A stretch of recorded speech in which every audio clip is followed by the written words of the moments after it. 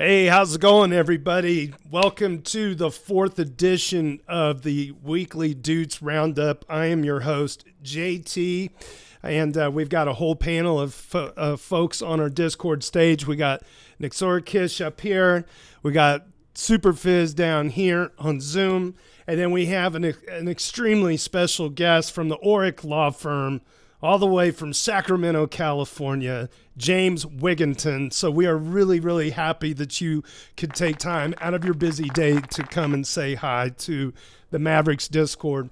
So as many of you know, this is a weekly roundup of the top 10 or so subjectively selected Doots of the week, curated by the A Word, and also shout out to Tricky Troll for taking care of getting those Doots each and every single day.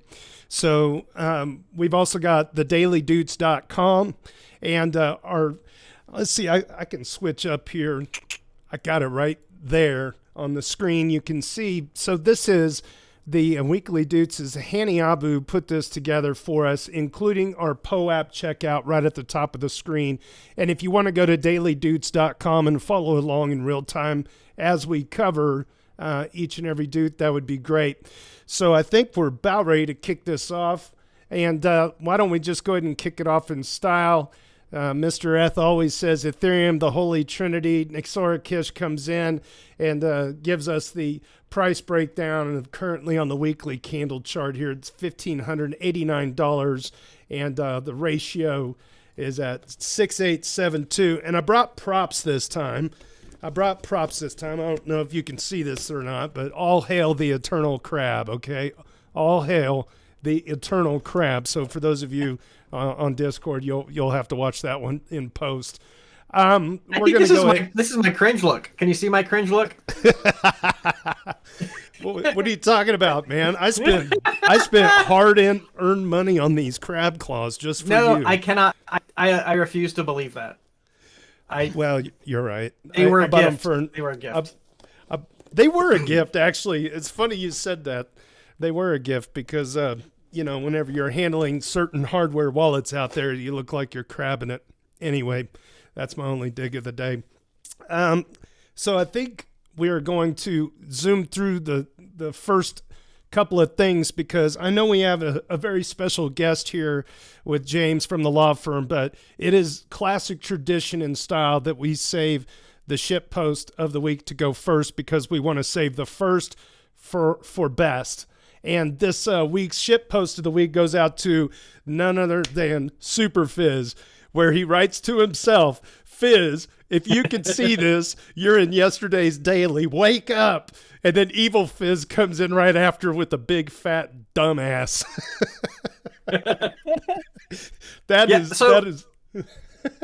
The flaw is the first thing I see are the daily Doots, and I follow the daily Doots to the previous daily, and then I just do my flow. And I spend, for anyone who doesn't know this, I spend all of my days in the previous daily every day. So that was just my hey bro, it's yesterday. I always notice James, go ahead. Are you aware of how we all know each other? No idea. No clue. So we met at a barbecue. Okay. So there's a subreddit called Ethfinance, and we all like to post there, and a lot of us have been posting there for years. We go there every single day. There's a thing called the daily that's posted every single day, and we just go in the comment section and sort by new, and everybody just chats, and everybody's really good friends in there.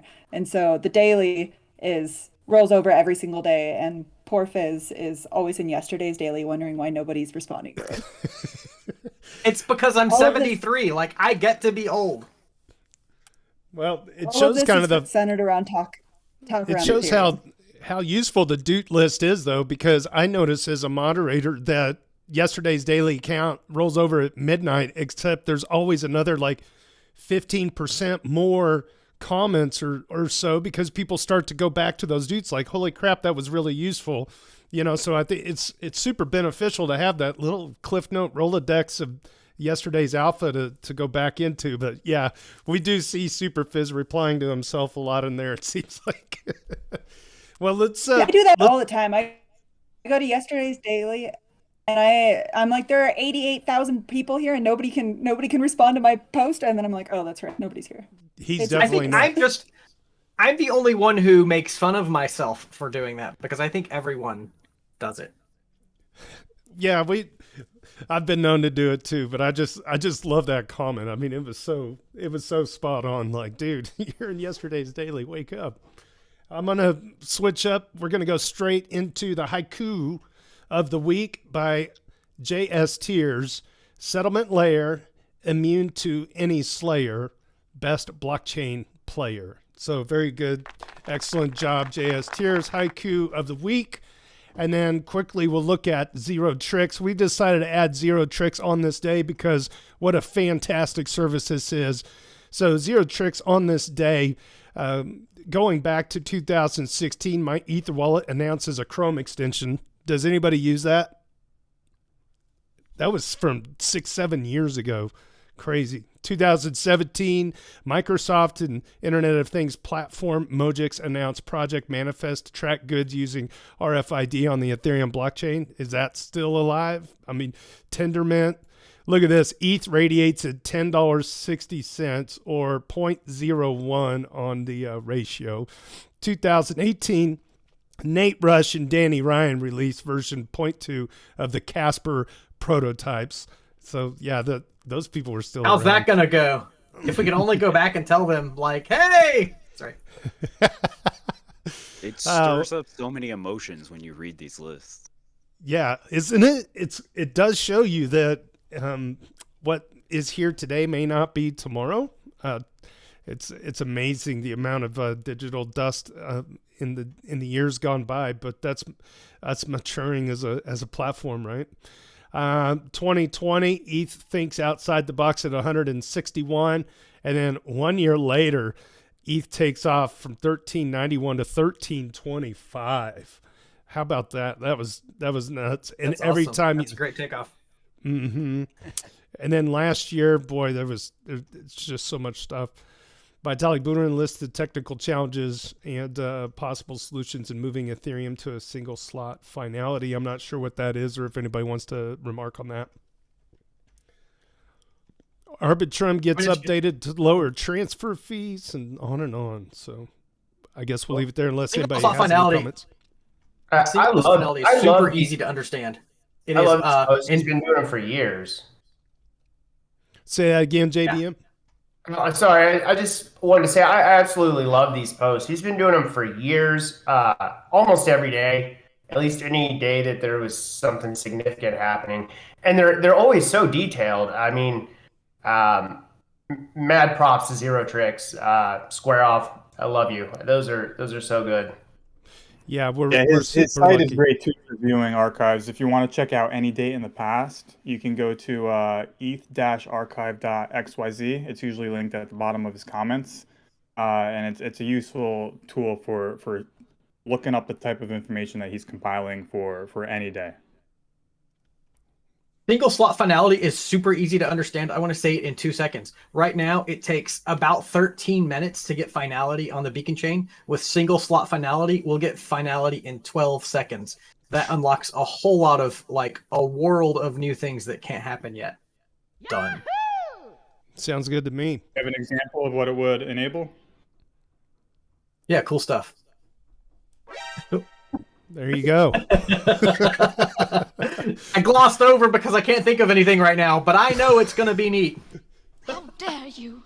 Very good. All right, we're going to move on to our special guest. We have, ladies and gentlemen, Mr. James Wigginton from Orrick Lawfirm, and I'm going to show on the screen here how we first came to know was through Paul Brody last week on our live stream. After Paul Brody had posted this link on Reddit, co-ops are the right legal format for DAOs. A new Orrick white paper, definitely worth reading. And then we took a little bit of time on last week's stream to kind of peel back this onion a little bit and reached out after Paul made an incredibly warm welcome. And I'm very, very, very honored to invite to the stage James Wigginton to talk a little bit more about the ownership model for digital networks. And there's a fantastic white paper. And I'm going to put this chart up on the screen, but I'm going to go back to the Zoom link real quick. Thanks so much for taking time and joining us today. It's really awesome.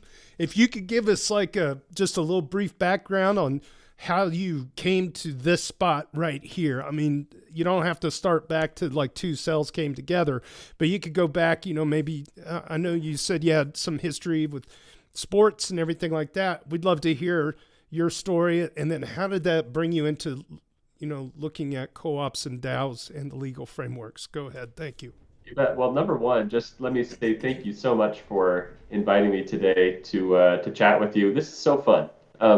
What an awesome community you've built here. And, it's an honor for me to be able to chat just a little bit about co-ops with you. So my story, everybody has their own story of how they got into this. And my story is weird and fun, and it starts with sports. So I live in Sacramento. I was born and raised here. I left Sacramento for a long time, lived in England, in New York, in Los Angeles, and San Francisco. Never thought I would come home, but came home eventually. So this is going back to that two cells business. Sorry about that, JT. Going all the way back to the beginning. But, coming back to Sacramento, came back in 2020. And around that time, Sac Republic FC, which is Sacramento's professional soccer team, was thinking about joining Major League Soccer. And so in order to join Major League Soccer, you have to have a stadium that costs a lot of money. You have to pay certain fees, costs a lot of money. And there was this billionaire named Ron Burkle who said that he was going to back Sac Republic FC's bid to join Major League Soccer. So everybody in town was super excited about this. I don't know if you know this about Sacramento, but we've got a chip on our shoulder, right? We're the capital of California, but we live in the shadow of San Francisco and Silicon Valley. And so for us, getting a Major League Soccer team would have been a big deal. So beginning of 2021, the news hits that Ron Burkle wants to back out of the deal.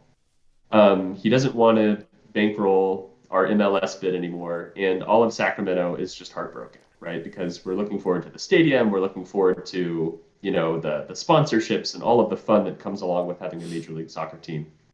And we're all just sitting around looking at each other, thinking, well, what are we going to do now? We don't have a billionaire to help us. And I'm thinking, this feels pathetic, right? It feels really pathetic that this entire town is unable to do anything because one person woke up, had a bad breakfast, and decided, I don't want to bankroll this team anymore. And so I started thinking about fan ownership. How can we motivate fans? What are the legal structures that we can use to help fans own the brands that they love? And I was working for a Sacramento firm at the time that focused on ordinary business transactions, but also cooperatives. And the more I researched co-ops, the more I understood how they work, the better I realized, gosh, these cooperatives could be used for fan ownership. They could be used to allow fans to take a stake in their teams and to be rewarded financially for their participation. And so it wasn't long before I stumbled across, the blockchain and crypto communities who are essentially trying to do the same thing, right? What they're trying to do is they're trying to share ownership, not of a sports team, but a digital network. And one thing led to another. And we realized Can I interrupt you for 1 second? Yeah, please. What did you, were you Googling, how did you find crypto communities trying to coordinate in your search for trying to coordinate for a sports team? Yeah, kind of random, right? So I have a friend who went to Stanford Law School with me. He's a member of the Lazy Lions, and I was talking with him about this, and he just said, James, do you know about DAOs? And I'm like, DAO? Are you talking about the Dow Jones Industrial Average? That's what you're talking about? And he's like, no, you idiot. Decentralized autonomous organizations. And so I started looking into this, and I'm like, wow, not only are DAOs interesting in their own right, but there's also some crossover here with sports, right? There are DAOs that are looking to buy sports teams. I'm sure you've heard of House House, Lakes DAO, all of these communities that are at the crossroads of blockchain and sport. And so, it was pretty easy to fall down that rabbit hole. So we're the mildly active lions. Better than lazy, but not quite manic. So what is your focus in law? Where did you start in law, and then now you're focused on kind of blockchain initiatives? And have you, I guess the other follow-up question to that is, have you seen an uptick in the amount of law firms and structuring around DAOs and building this kind of out a little bit and helping with the regulation? I mean, do you see like there's a groundswell of legal activity? Do you feel like your area is expanding? These are really good questions. There are two questions there. I'm going to start with the first one. So the first one is like, where is my background? So my background is actually not in technology transactions at all. It's in securities law and M&A. I actually started at Sullivan and Cromwell. So Sullivan and Cromwell is in the news right now because it's leading the FTX bankruptcy.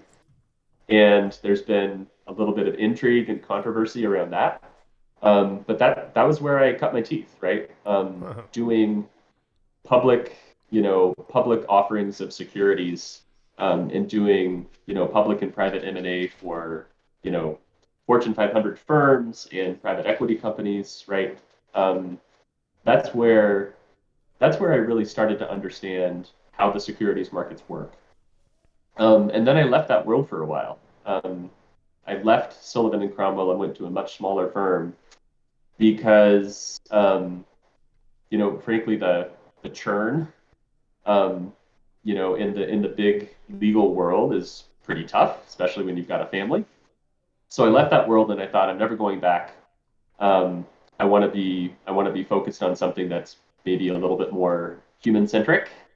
And it was, at the smaller firm in Sacramento where I discovered the co-op model and realized, oh my gosh, we've got to bring this back to big law, right? So I didn't go back to Sullivan and Cromwell, but came to Orrick, which is a big law firm, right? Orrick is, one of the larger law firms in the United States and in the world.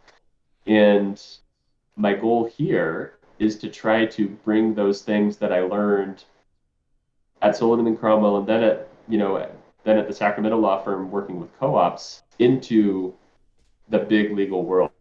Because, and this leads into your second question, which is, how are legal models around blockchain and crypto and DAOs developing? Well, when you have a hammer, everything is a nail. That explains what's going on, I think, in the legal industry right now. Got it. We are used to corporations that share ownership using stock shares, right, that are publicly exchangeable. The lawyers, who are working at top law firms for the most part are familiar with Delaware corporations. That's where all corporations for big companies are formed. They're all formed in Delaware. And so when lawyers coming from this traditional background look at crypto, they're holding a hammer and crypto is a nail. And they start to apply those same legal structures that they are familiar with to crypto. And so, if they are, if a lawyer from a traditional background looks at a traditional crypto project, they're thinking in terms of corporations. If they want to avoid regulations, they're thinking in terms of offshoring to Cayman or BVI or Panama.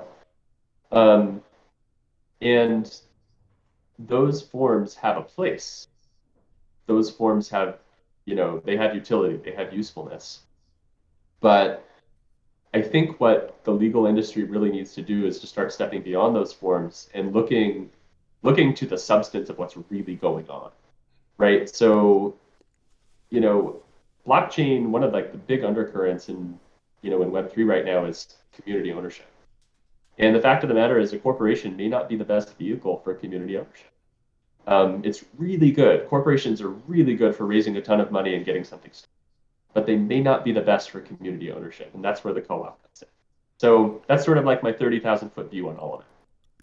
I want to follow up one more question. And you had mentioned what really captivated my attention was how the SEC has been traditionally pretty hands-off with co-ops. Can you go into that a little bit? And are they going to, do you already see the pushback that if DAOs are viewed as co-ops, do you see then that they're going to try a different way of going after co-ops? I mean, it seems like it's going to introduce a lot of lawsuits that are setting precedents. So I'm curious what your thoughts are about the traditional view of co-ops in the eyes of the SEC. Yeah, that's a great question. So the traditional view of co-ops in the eyes of the SEC is that a co-op membership is not a security. Co-op memberships,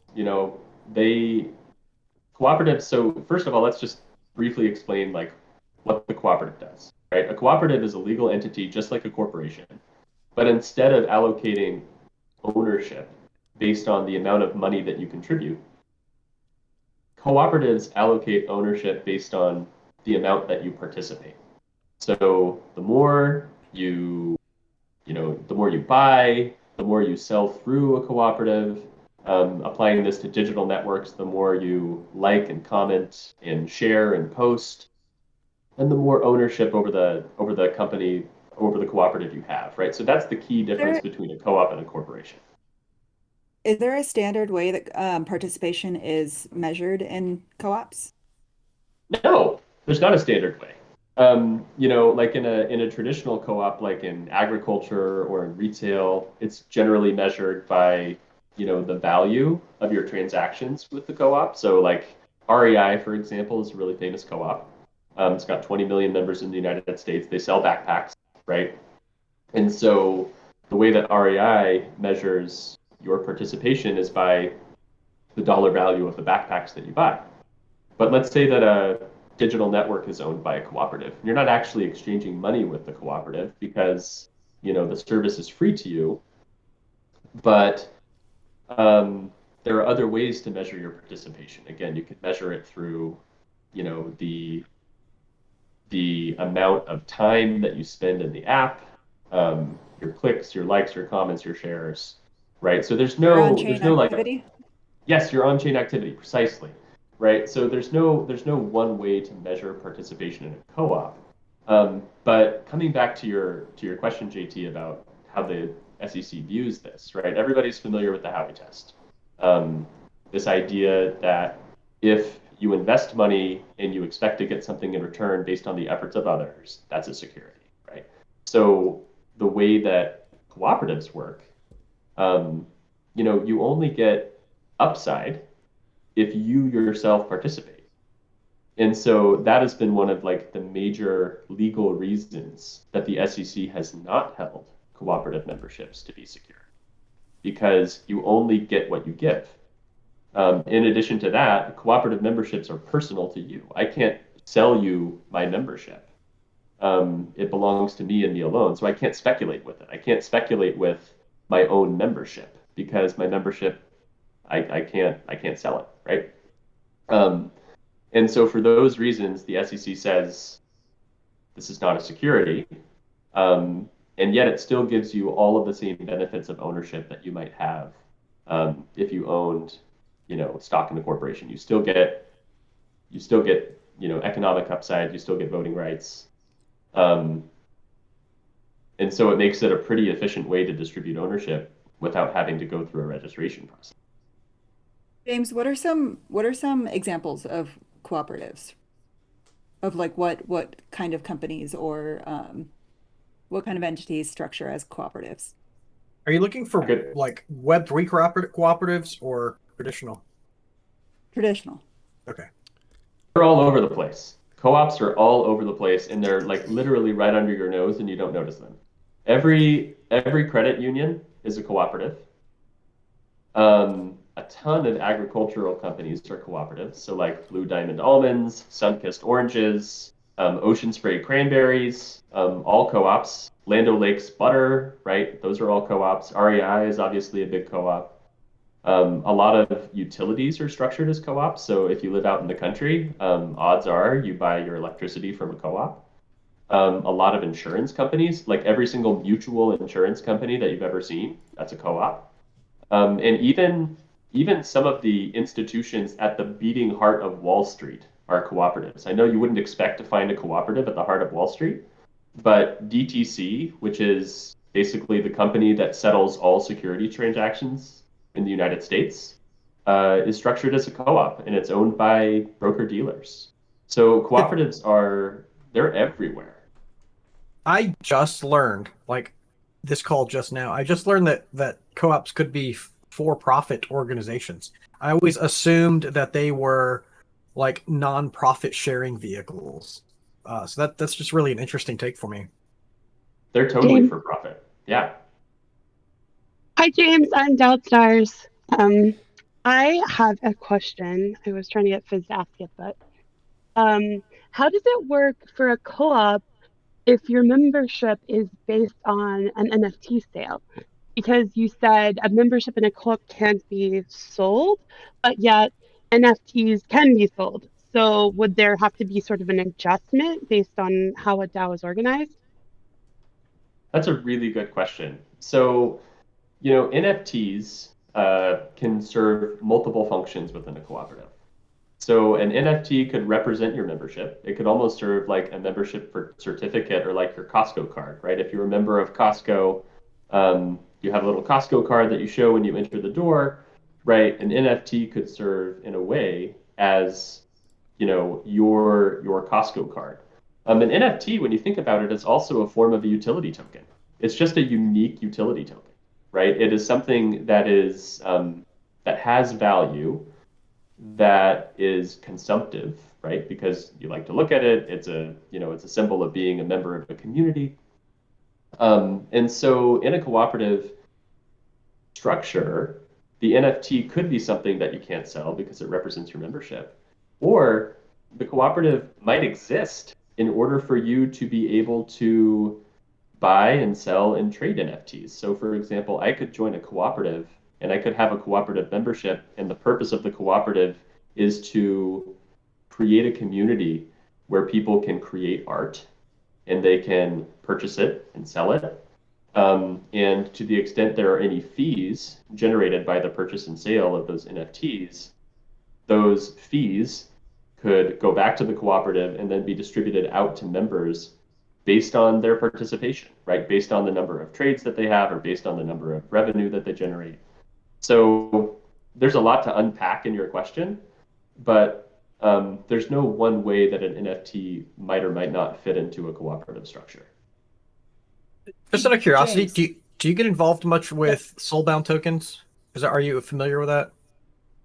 Familiar with soulbound tokens? Read the Vitalik paper on soulbound tokens. Sorry. Yeah, it was actually it was it was really important as we were writing the paper. So I wrote the paper together with KPMG obviously, but also the folks at Upside Co-op. So if you haven't looked into Upside Cooperative, please take a look. They are the client that we've been working with that's really driven this process. So back in October, we spent 12 hours a day for 5 days straight, holed up in this little room at Upside Cooperative, and we just read and wrote and read and wrote.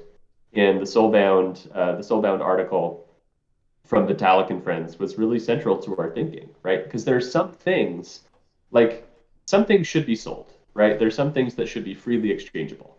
There's some things that should not be freely exchangeable. And one of those things is your reputation, right? You should not be able to exchange your reputation. And that's really what soulbound tokens do. They establish an on-chain reputation. And so... In this... Sorry, keep going. No, that's it. Okay, so in this vein, you sort of talked about benefits that cooperatives have for Web3 projects like DAOs. Are there, through your research, did you find benefits that Web3 offers cooperatives that aren't found in Web2, like traditional structures? That's another really good question. I think the answer is definitely yes. Right. So one of the tricks of cooperatives, one of the reasons that they can sometimes be difficult to form, is because number one, a cooperative requires a community. In order to form a co-op, you've got to have a community of like-minded people who want to accomplish something together. And blockchain technology and really the culture around blockchain technology, right? The subreddits, the Discord, the Discord interactions, right? They all create these communities, and the communities exist independent of geography, right? So no matter where you are in the world, you can create a community that has a common purpose. So that's, sort of a contributing factor number one to how Web3 can contribute to or facilitate the creation of co-ops, right? It creates these international communities.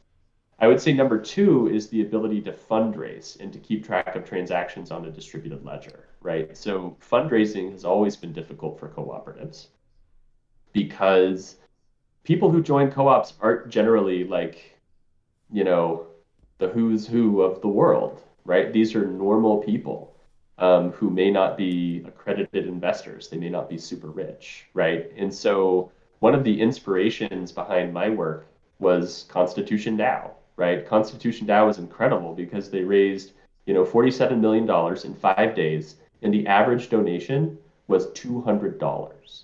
That's bananas, right? Mm-hmm. Like the ability to crowdfund in that way is something, honestly, that has not existed on the planet Earth. And only if we had won. And only if we had won. It was close. It also did show like a downside of it, which was the other bidder knew exactly how much money Constitution DAO had. There could be ways to figure that out. But like those I would say are the two things that Web3 really contributes to co-ops, right? It's these international communities, and it's the fundraising piece that really haven't existed before. So I think Web3 is just going to totally change the way we think about co-ops. So could this community, I don't know, be organized around going on vacation together? Is that something that could be a possibility? I guess it depends on where you're going and whether I'm invited. All right. So you're definitely invited. I can help you there. We're going to the Sahara in 2024, and you are invited, my friend. It will be awesome. Yes, we're planning a trip with all of our close friends to the Sahara things into Desert. existence because he did it in Hawaii once. I'm gonna keep talking. Fantastic. As long as I get my own camel. So, James, I had replied to you on email.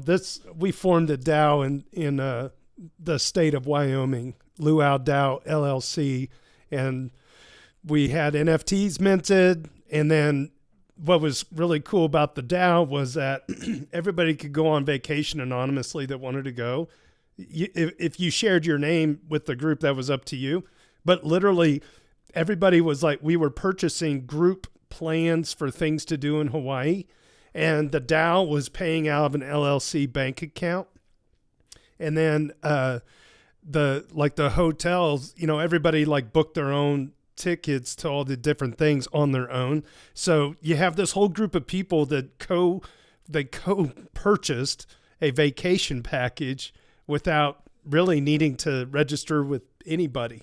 It was just a matter of whether you held the NFT, and like the NFT gave you voting rights on what to do, what not to do, and what days to do it on. And we used it as like a voting thing. It was really cool to meet, a bunch of people in real life through the mechanism of a DAO, which allowed for anonymity for the group as a whole. So, okay. Really cool. Is there anybody on stage that has any questions for James? Is there anything, James, you want to share specifically, like how to follow you or any of that? If I may interrupt. Go for it. Hi, I'm Rooftop Porta Potty. Thank you all for having me here. Yes! Rooftop Porta Potties on stage. It doesn't feel weird until you have someone in the chat who doesn't know that like everybody's usernames are garbage. To me, it sounds kind of dangerous. Yeah. Go ahead, Rooftop. All edgy. So thank you, James, for being here. I had a couple questions. As about a year or so ago, I was looking to start up a DAO oriented towards the preservation of forests. And one of our problems was we could not figure out how we may register a DAO as a true land owning company in the U.S. while accepting donations from anyone with an ETH address. And if you know what I'm trying to say, and if we might come under any scrutiny for doing so, or how we may best go about this. Yeah, that's a great question. I'm a big fan of cooperatives, but I'm also a really big fan of nonprofits, right? I think that nonprofits have a really important role to play, especially for providing public benefits, right? So like if you're a DAO and your goal is to provide public benefits, like a preservation, like preserving the forest, or um, you know, another group that I've worked with is interested in buying a Stradivarius violin, and making it publicly available to artists who want to perform with it, right? So there are these DAOs organized around creating or making something available for the public, but not necessarily, creating income streams for the members of the DAO, right? If that's the goal, then a nonprofit is potentially really helpful. Actually, I don't know if this alters anything legally, but one of our initial goals was that nobody should be taking any profit of any sort. The token distributed to donators should have no monetary value. I know things change, but that's just what we were thinking going into it. Yeah, I mean, that sounds like a really great candidate for a nonprofit. Sort of coming back to this question of cooperatives, whether they're for-profit or nonprofit, cooperatives are really designed for people who want to receive distributions of money, right? So if you're creating something and you're creating something as a collective, you want to sell it as a collective, you want to receive, profits from it as a collective, great way to do it as a co-op. If you're not interested in profits, a nonprofit is a really great way to do that. And obviously it has some tax advantages too. If you applied for 501c3, taxation status in the United States, then you're not subject to, federal income tax, which is a really big advantage. So, that might be a good way to go. Knowing, of course, that everything I say here is not legal advice and it's purely educational and blah, blah, blah. Of course. Thank you. Thank you. I do have one more question. Go ahead. If just to wrap it up, if someone wanted to get started with creating a co-op for their DAO, is it as simple as just going to their lawyer and saying, hey, we want to create a co-op, and they'll know what to do? Or is there any specific playbook for doing it for DAOs that's kind of published somewhere that you could send them as a reference? How would someone go about actually doing this? Yeah, so, to be entirely honest, not many lawyers deal with co-ops yet. And I say yet because we're out to change that, right? That's one of the reasons that we published the white paper with Orrick and with KPMG was to sort of to put the market on notice that this is something that they need to learn and fast, right? You can obviously work with Orrick. There's another law firm in Colorado that is very good. They're called the Jason Weiner firm, Jason Weiner PC. They do this, right? They create cooperatives for DAOs, and so they would be another good candidate to get this going. But again, right now, not many law firms are familiar with cooperatives, and that's a really big problem, right? And we need to change that as soon as we can. And the way that we can change that is by demanding it. This is a really helpful legal tool, and we need to spread the word so that other law firms are capable of providing this on a moment's notice. I'm curious regarding Orrick specifically, or maybe even you. Can you give a general idea of the kind of clients you're most interested in, or are you interested in following up on every lead? Because there are, just based on the people I'm chatting with in this call, there are probably 7 or 8 who are just like, hey, we're interested in that. What do we do next? What kind of things are you looking for, and what kind of things would you suggest? Like, hey, there's another firm that might fit you better. Yeah, well, one of the problems with Orrick is that it is expensive, right?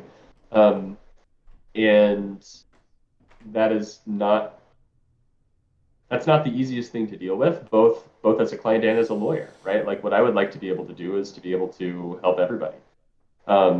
With the kind of rates that Big Law charges, that is very tricky unless you have funding, right? If you have funding, then that obviously makes life easier for all of us. If you don't have funding, it's a little bit trickier. I think, from my perspective, what we are doing right now in the legal industry is building capacity. And what I mean by that is we need to hone these solutions and then make them available to everybody, right? Like if you can believe it, there was a time when an LLC was new, right? Where LLCs didn't exist. You only had corporations and partnerships, and then somebody invents this LLC. And now, of course, LLCs are just normal, right? Like, why wouldn't you form an LLC? We need to get to the same place with cooperative, right? So right now, there aren't a whole lot of options. There's Orrick, obviously. There is Jason Weiner. There are a number of other firms that are sort of public interest based that can form co-ops. But the goal here is to make this as publicly available as possible, as quickly as possible. So, if you're interested in doing this, come talk to us, right? Like, we can work something out. We can figure it out. Excellent. I think we'll go ahead and wrap there. James, we are so honored that you came in and talked to us today. I know there's a lot of people, both in the audience and up on stage here, that are like, okay, we need to do a follow-up with you sometime. This was just tremendous. I'm so glad that you were able to take some time. And you're welcome to stay, and you're welcome to join us every Friday if you just want to hang out with us on Ethfinance on Reddit. That's a really special group of people on Reddit, and we're just damn glad that you came today. And hats off to you. Thanks so much. You're so kind. Thank you so much. I was really, really grateful to join you, and I think I'm going to drop because it's Friday and everybody wants their stuff done before end of day on Friday. So I'm gonna get back to them. But let's continue the conversation. Again, thank you so much. Absolutely. Reach out. Thank you, James. Your Reddit handle sometime, and we can tag you on Reddit. If we find anything, we can tag you on Reddit and share, like, hey, did you see this, James? You'd be surprised what a honeypot of information we put together there. We might be able to help you out in return. Thanks so much for your time. Thank you. Take care. Take care. Awesome. That was fantastic. Absolutely fantastic. So James Wigginton, I'll put it up on the screen here. Cooperatives and Ownership Model for Digital Networks. It was written by 3 members of the Orrick law firm. Super Fizz, you said you're kind of limited on time. Are you good? Yeah, but yeah, I'm about to hop off, but I'm definitely committed. I was just talking with Nix and my friend Jason about maybe reading this article out loud and publishing it. Just what did I do? No, I was just kidding. Okay. Nothing. What did I? I cannot hear you, honestly. Nix, you're muted. Don't say that. No, she'll get you. No, she's muted. We can hear Tell me everything you're saying, and we understand. You got a new microphone. Use it. We're going to move on. We're going to go down the list here. Hey, it was great. Yes, sir. I'll see you guys. We're not recording anything until we announce that we are. Oh, all right. Bye, everyone. Bye. Thanks so much. All right, we're going to move on down the list here. dailydoots.com. Don't forget to get your POAP checkout link at the top of that page. Let's see. We did our Today in Ethereum. Now we're moving on to Alex is EF. A-word, go ahead and tee this one off. Yeah. Alex is Kev.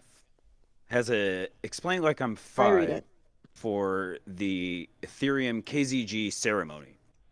Hey, Nixa, what'd you say? Is it Alex is Kef? That's what I thought. That's what I'm going with. All right. I said is, I guess I never saw the K before. I never saw the K. I thought it was Alex is EF, like Ethereum Foundation. Anyway, Alex is Kef. Hey, friends, as you might have noticed from the many comment threads the past 2 to 3 days, the Ethereum Foundation has been running since the beginning of this week for approximately 2 more months, something called the KZG ceremony. My noob-friendly explain like I'm 5 is that this super easy to participate, open to everyone ceremony will contribute the necessary randomness for the trust assumptions of the upcoming EIP 4844, aka proto dank sharding. All right, so we're gonna leave it here, but he's got a ton of different things listed out here. He's like, this is my favorite line at the bottom. I certainly do not understand 99% of the math, but this conversation really helped me understand the basic ideas behind the whole process. So thanks to you, Alex, for this good contribution describing the KZG ceremony for all of us noobs. I don't know that person, but it also might be Alexis F. It's Girl Alex Gang from Eve. Nixon. I think it's Alex from Eve Oh, it's Staker. Alex? Oh, is it? Okay. That's the tag I have. Maybe Alex or Alexis, depending on the identification, could correct the record if I'm wrong. I mean, I'm usually wrong. Raise your hand if you have been trying to. Raise your hand if you've been trying to submit to this KZG ceremony for like a week now and have not successfully. Stay strong. Stay strong. We got some hands up on Stay Discord. strong. I'm trying. All right. It took me like a week. I kept trying, and then the computer went to sleep, and finally it happened. But yeah. I don't know how it gave me only like a 60-minute wait one morning. I don't know how lucky I got.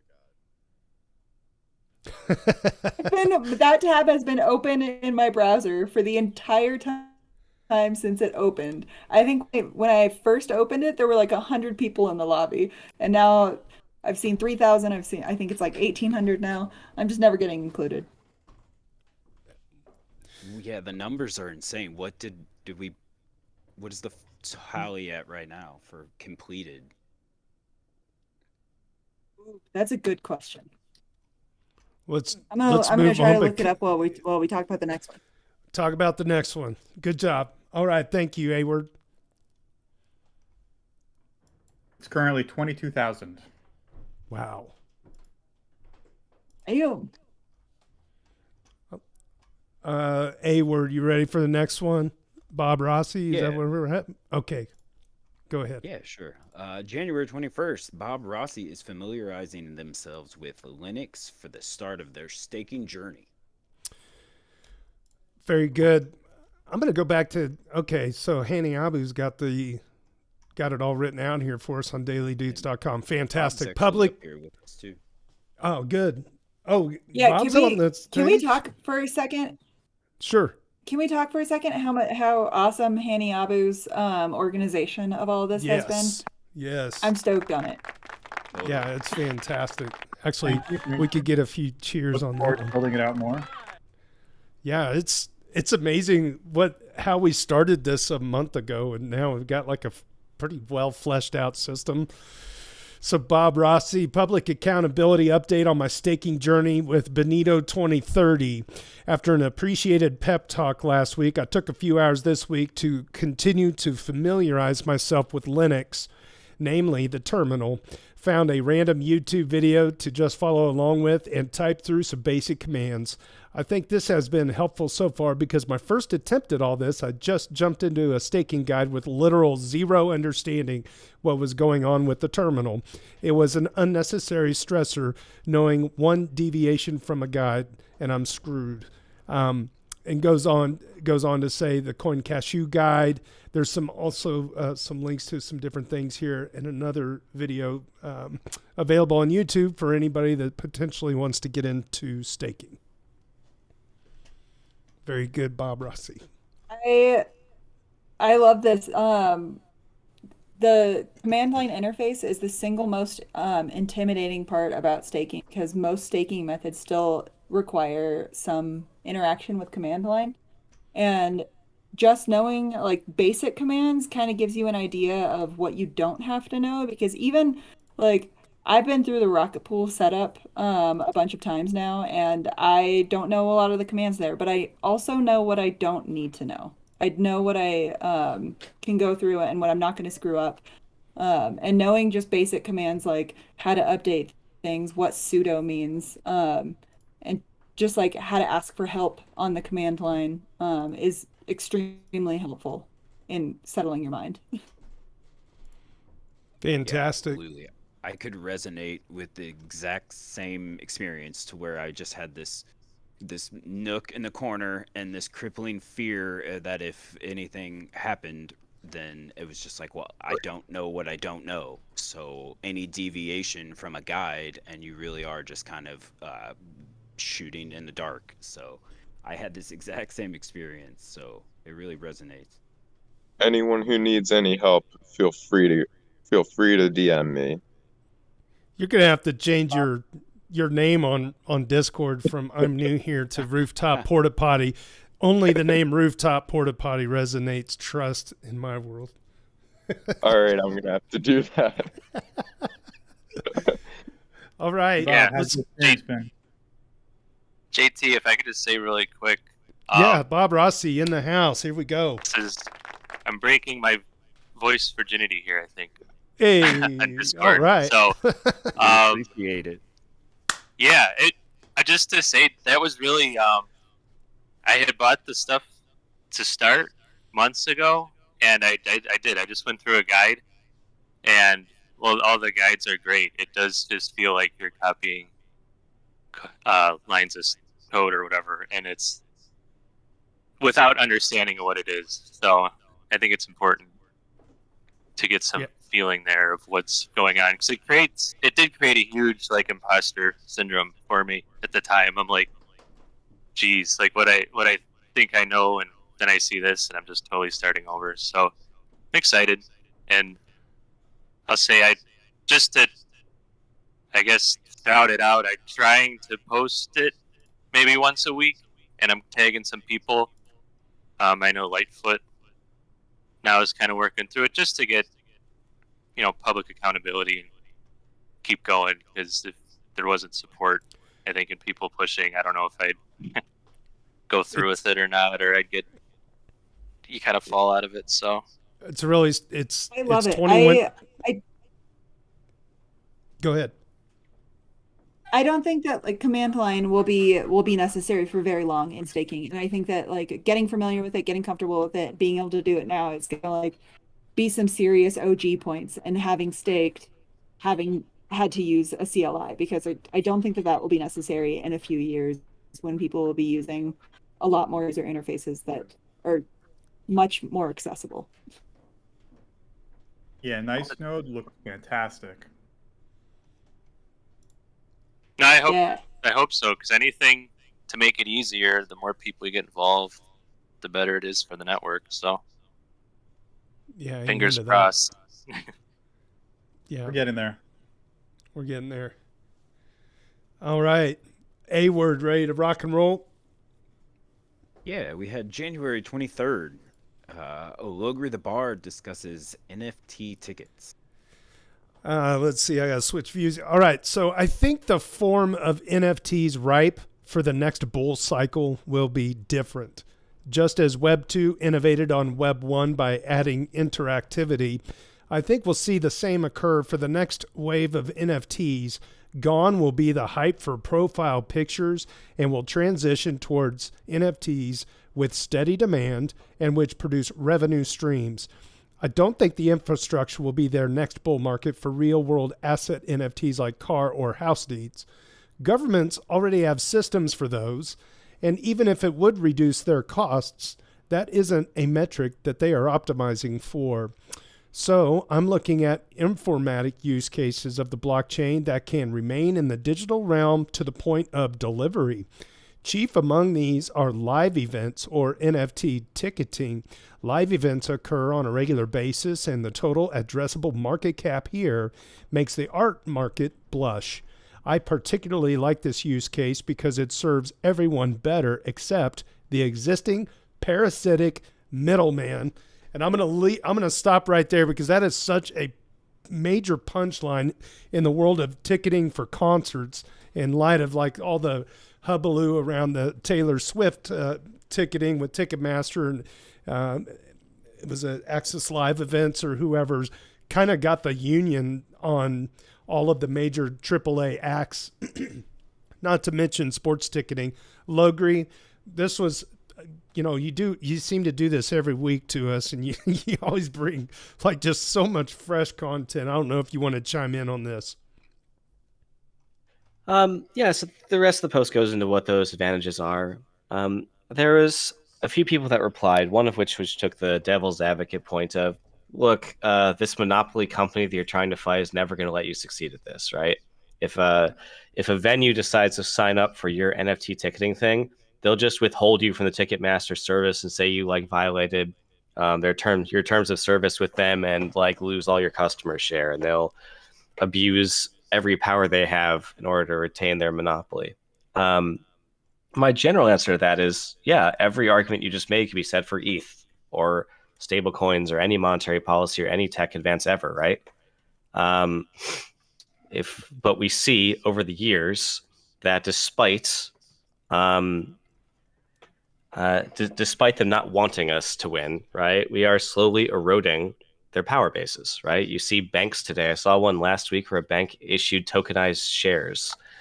We see banks with stablecoin deposits. We see JPMC doing like stablecoin arbitrage transfers across borders, right? Like there are clear signs of adoption happening of Ethereum, and I think of Ethereum's technologies. So the smart contracts that are on it, right? We see rising DEX volumes. We see rising developers. I don't think that just saying, oh, there's a monopoly and they'll never let you get away with it is a good enough reason to not undertake these ventures. Anybody else want to chime in on this? This is great stuff. All right. Yeah, I just want to say that I really thought this would be the first market that NFTs kind of took by storm. It seems perfectly suited for it. And then after reading Logri's post here, I mean, it pretty much summed up everything I already kind of thought. This is great. And then if you go down in the comments, somebody mentioned token proof, tokenproof.xyz.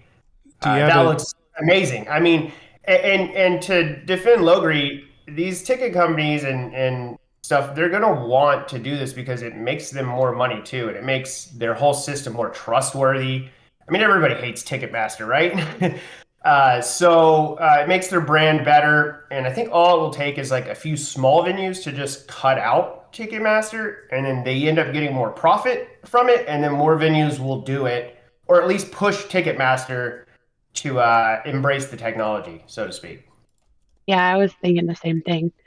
The other thing is, as we sort of transition away from this like crypto focused aspect, crypto's always been a misnomer, right? All of us on the call know that.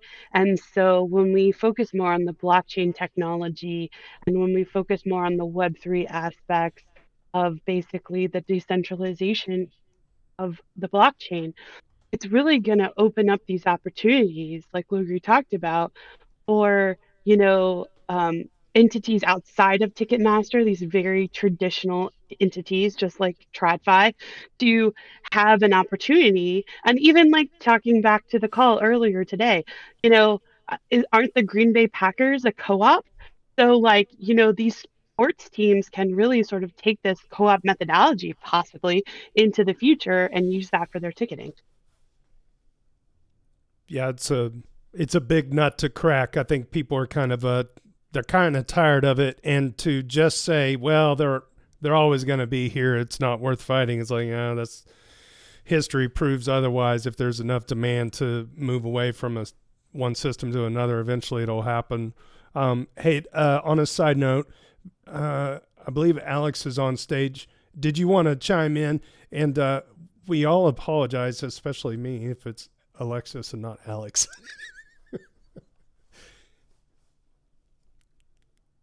You're unmuted. We can't hear you. Microphone trouble. Hey, Hayward, will you work with them in DMs to sort it out, and then we'll move on? All right. I'll move on. You don't have to read it. We're going to go straight to JBM. JBM's got a double doot this week. Let's see. I want to make sure I got the right one first. Let me go back over to dailydoots.com, moving down the list to cybersecurity. Yes, here it is. So the first one is Norton's LifeLock password manager accounts hacked in credential stuffing attack. And then goes on to explain credential stuffing is where an attacker uses usernames and passwords obtained in a previous hack. Didn't we just go through that? To access other accounts. Phase 4 of my guide addresses this. By the way, stay safe out there. And as you all know, LastPass was gone, so you can imagine the people that were also using Norton's LifeLock. Am I reading this correctly? That they would be just reusing passwords they found in other breaches, right? So LastPass being the latest big boy to go down. Yeah, so this is pretty sad. And, like Norton's core of their business is security, and here we are. But again, JB, it goes back to the individual having their own operational security, not relying on centralized parties for everything.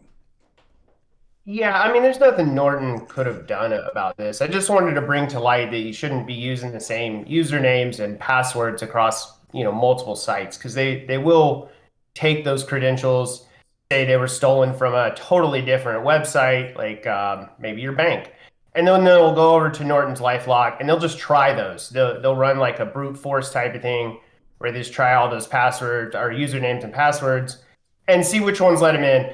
And they're not extremely successful, guys, like 0.1% or something are successful. But I mean, when you do that over millions and millions of accounts, it's very profitable for them. So I just wanted to highlight that you shouldn't use the same usernames and passwords across different websites because it will come back to bite you.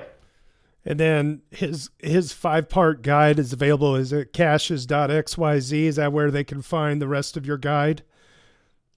Yeah, in that comment, Hannibal asked me to post them there, so I did. I have multiple phases. Specifically, phase 4 would address this, and it basically tells you the same thing I just told you. Try not to use the same usernames and passwords across multiple websites. Keep them mixed up and random. If they make you use an email address, try to use something like simple login to generate a unique email address for each service. And I have to add, go ahead. If your security service is not offering two-factor authentication, run.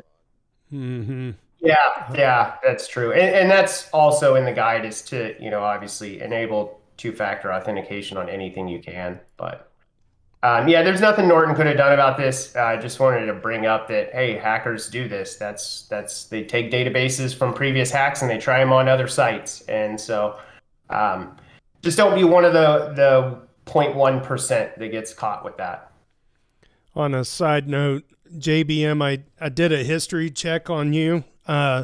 You're the only person I have ever seen that has maxed out the number of comment histories in a given sub. So I don't know if that's related to the API that Reddit gives this moderator extension, and it stopped at 999 comments, which ironically is the same number of honey butter rolls you said you had last year at Texas Roadhouse. So congrats on that metric, dude. Good job.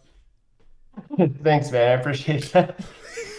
The second part of your Doot, you made the Doots twice. This is a double kill, 100% twice for JBM.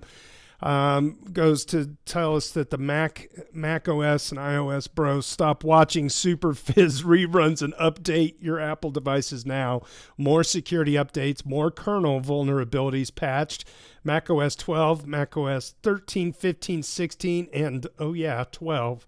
Weird. So if you're still using an iPhone 3GS, update it too. And there's more in a link to apple.com available on the Reddit and dailydoots.com. So thank you, JB, for sharing that update as well.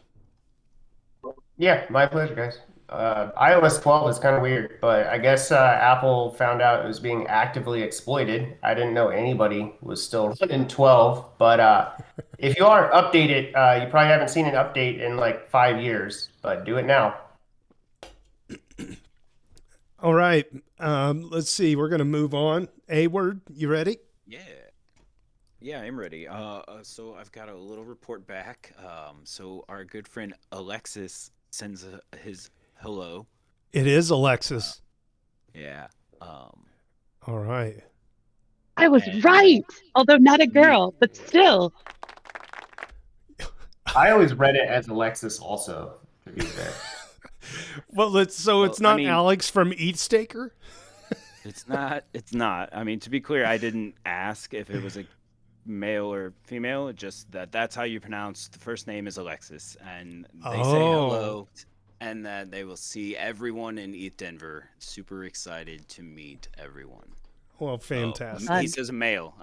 Sorry. Very good. Very good. Okay. We got that sorted out. We got that sorted out. All right. Moving on. So January 24th, Cynthia shares good news from the Shanghai upgrade Shadow Fort. I read this as scientist. Maybe we need to reach out and figure out if they're...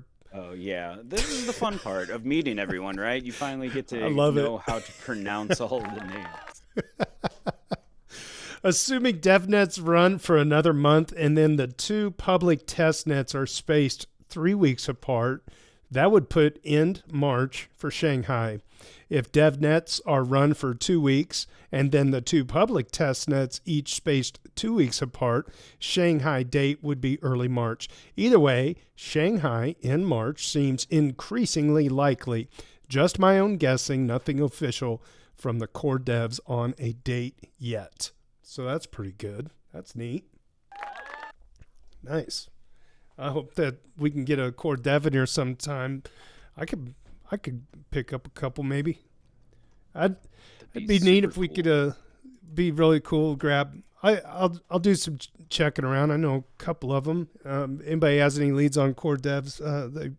Maybe we get Tim in here for a quick minute. Okay, we're going to keep going. I think we're getting down to the wire here. Yeah, sure. January 25th, Backhind Human is getting started on their solo staking journey. A lot of staking going on. It's awesome to see. Backhind Human. Be a kind human.